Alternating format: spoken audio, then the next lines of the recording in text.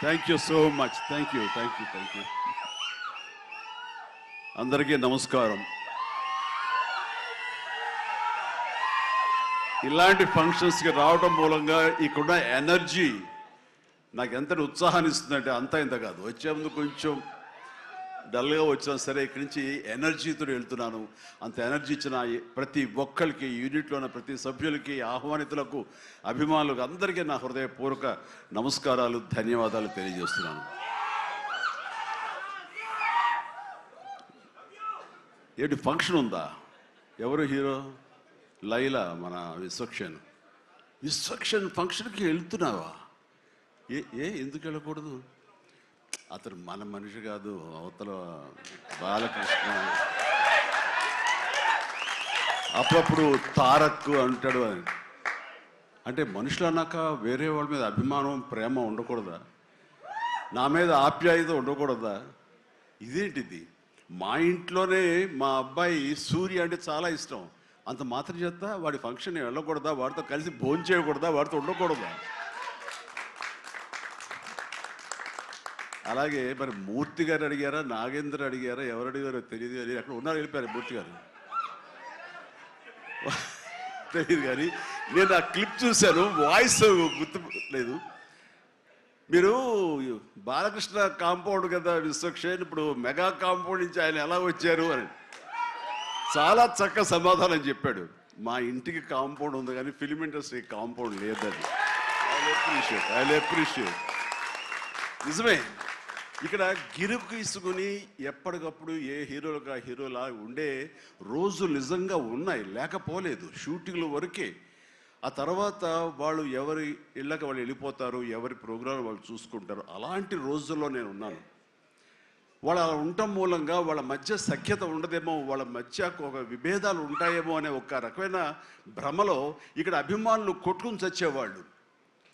ఆ వాల్ పోస్టులు చింపుకునేవాళ్ళు. నెల్లూరులో మా కజిన్స్ ఉండేవాళ్ళు, వాళ్ళిద్దరు సొంత అన్నతమ్ములు. కానీ వాళ్ళు రామారావు గారిని, ఒకళ్ళు నాగేశ్వరరావు గారిని ప్రేమించేవాళ్ళు, ఇష్టపడేవాళ్ళు, అభిమానించేవాళ్ళు.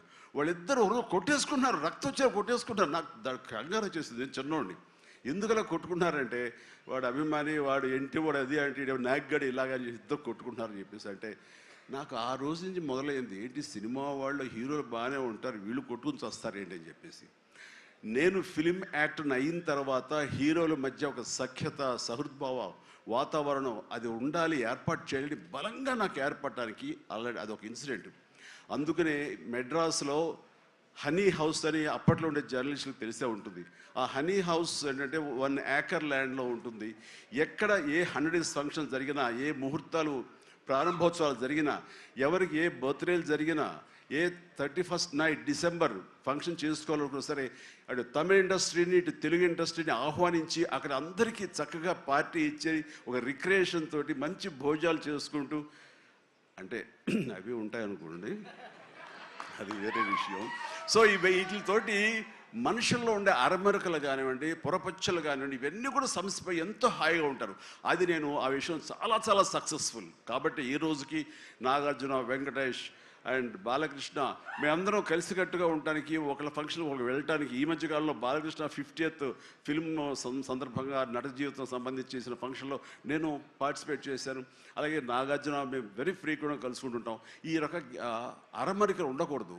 అభిమానం అంటే అది పర్సనల్. నా ఒక రకమైన భోజనం రుచిస్తుంది, ఇంకొక రకమైన భోజనం రుచిస్తుంది. అలాగే ఒకళ్ళు ఇంకొకరితో కనెక్ట్ అవుతారు యాక్టర్లుగా.